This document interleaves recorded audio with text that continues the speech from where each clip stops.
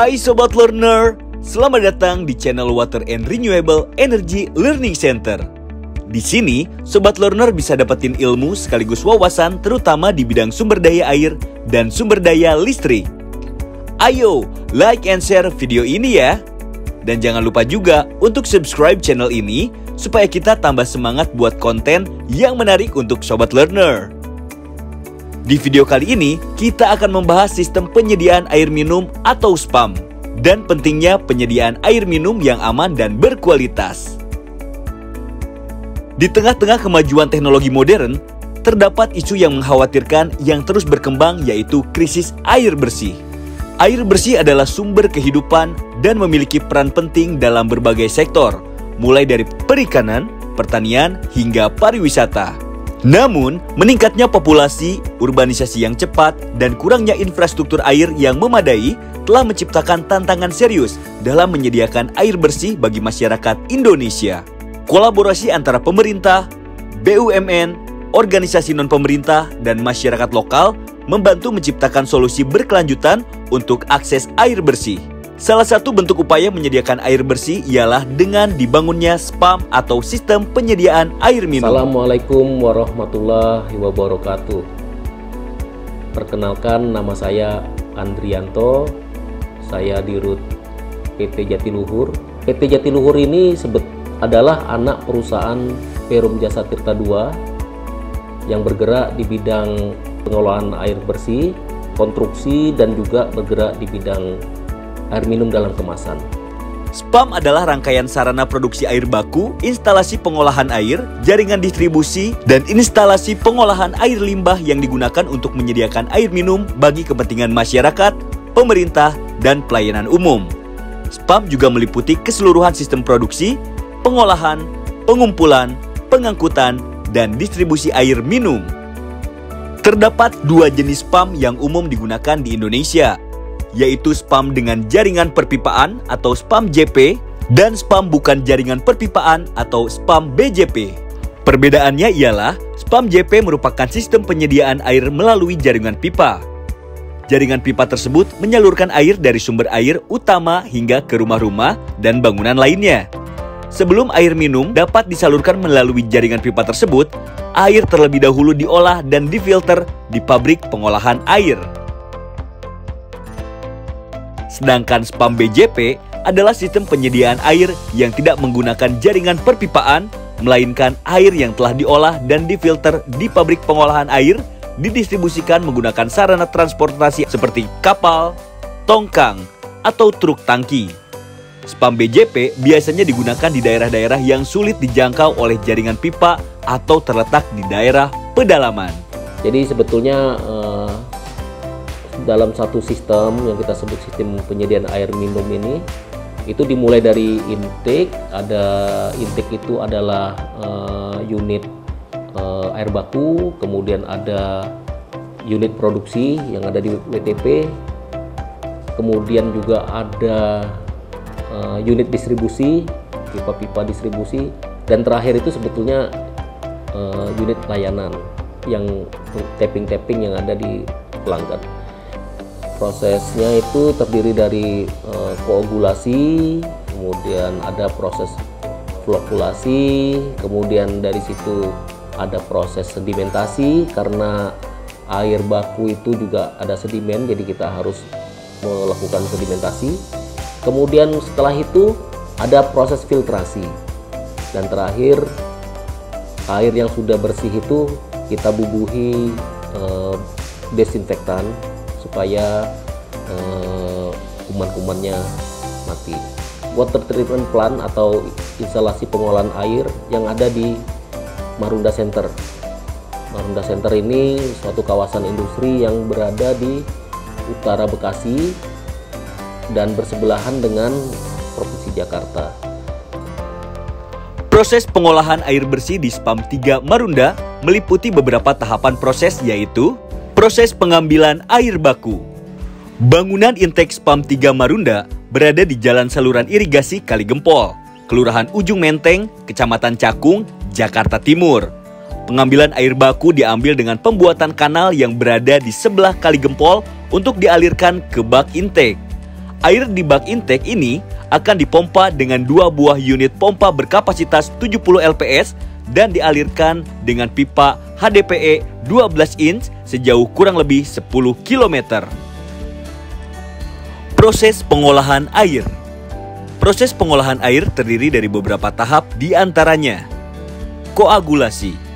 Air baku yang sampai di IPA akan langsung diinjeksikan dengan tawas sebagai koagulan, dan soda as apabila pH air baku tidak direntangkan optimum pH tawas. Setelah proses injeksi, air akan dialirkan ke koagulator. Pada proses ini, telah terjadi pembentukan flok-flok halus oleh partikel-partikel penyebab kekeruhan.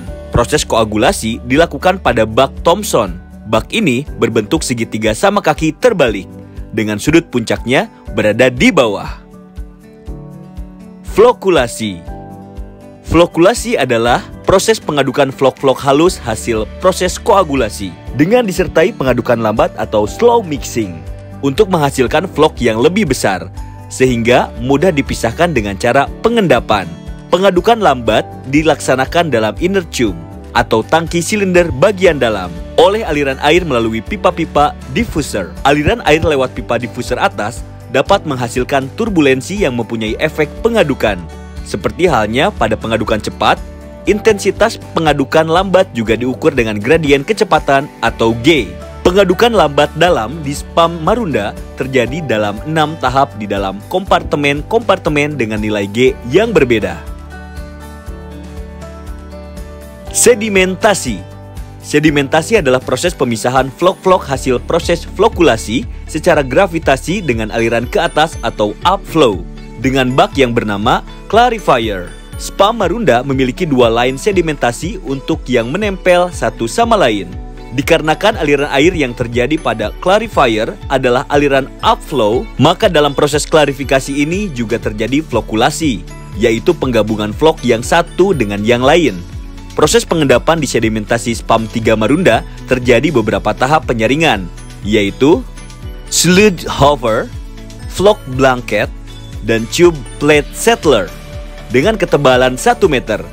Untuk menjamin kekeruhan air effluent dari sedimentasi ini minimal 3 NTU, maka kecepatan naik air dibatasi 5 meter kubik per detik.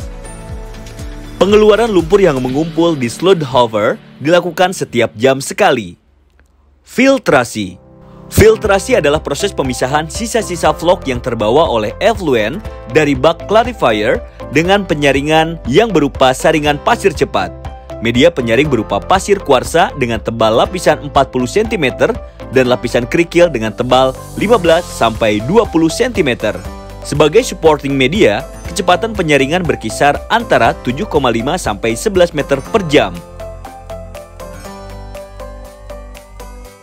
ES atau effective size, pasir yang digunakan antara 0,3 sampai 0,7 mm serta UC atau uniformity coefficient antara 1,2 sampai 1,5 mm.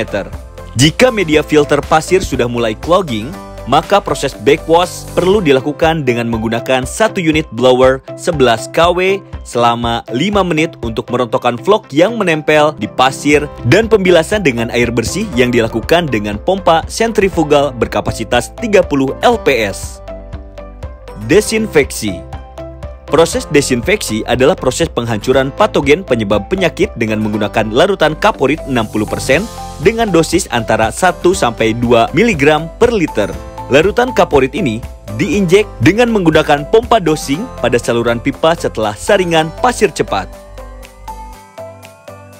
Proses penyimpanan, reservoir, dan distribusi. Air yang sudah melalui tahap koagulasi, flokulasi, sedimentasi, filtrasi, dan desinfeksi dialirkan ke dalam 2 unit reservoir dengan kapasitas masing-masing 1000 meter kubik. Air yang sudah di dalam reservoir ini akan dipompakan ke bak penampungan ground tank milik kawasan industri Marunda Center dengan 2 unit pompa berkapasitas masing-masing 50 lps. Sebelum air dialirkan ke ground tank, kualitas air diuji terlebih dahulu. Secara terus-menerus, pengujian ini dilakukan agar air bersih tetap memenuhi syarat baku mutu yang telah ditetapkan, yaitu standar air minum Permenkes 492 tahun 2010. Pengujian ini diambil sampelnya kemudian diuji di laboratorium air Jasa Tirta II. Proses sludge dewatering. Pengeringan lumpur hasil drain clarifier, floculator, dan backwash filtrasi di SPAM 3 Marunda menggunakan 4 buah bak sludge drying bed atau SDB. Bak SDB adalah media penyaring lumpur dangkal yang berkedalaman 1 meter yang berisi 30 cm kerikil dan 20 cm pasir. Prinsip pengolahan lumpur pada bak SDB yaitu mengurangi kadar air pada lumpur sehingga lumpur dapat dikeringkan. Air yang lolos dari saringan pasir akan dialirkan melalui pipa orifice menuju bak finish dan air di bak finish akan diresirkulasikan kembali untuk diolah pada bak Thomson. Sistem pengukuran dan monitoring. Infrastruktur yang mencakup peralatan dan sensor yang digunakan untuk mengukur kualitas air, suhu, kekeruhan, pH, klorin residual, dan parameter lainnya. Peralatan ini membantu dalam memantau kondisi air, memastikan kualitas air yang aman, dan mengidentifikasi potensi masalah. Sistem yang digunakan ialah SCADA. Video tentang SPAM memberikan wawasan yang penting tentang bagaimana infrastruktur dan teknologi berperan dalam menjaga pasokan air minum yang aman dan berkelanjutan. Beberapa teknologi yang digunakan dalam proses pengolahan air diantaranya koagulasi, flokulasi, sedimentasi, filtrasi, dan desinfeksi. Penggunaan teknologi canggih seperti smart sensor, sistem pemantau otomatis, dan analisis data dapat memperkuat sistem penyediaan air dan membantu dalam hal pengukuran dan mendeteksi masalah dengan cepat. Teknologi ini memungkinkan tindakan yang efektif dan responsif dalam mengatasi masalah yang timbul. Baik Sobat Learner, sekian video e-learning mengenai SPAM. Terima kasih telah menonton video ini. Tentunya Sobat Learner bertambah nih wawasannya. Jika Sobat Learner memiliki pertanyaan lebih lanjut atau ingin berbagi pengalaman Sobat terkait SPAM, jangan ragu untuk meninggalkan komentar di bawah ini. Kami senang dapat berdiskusi dengan Sobat Learner. Jangan lupa subscribe dan follow channel ini ya, agar mendapatkan informasi terbaru terkait konten lainnya. Terima kasih dan sampai jumpa di video berikutnya. Bye-bye!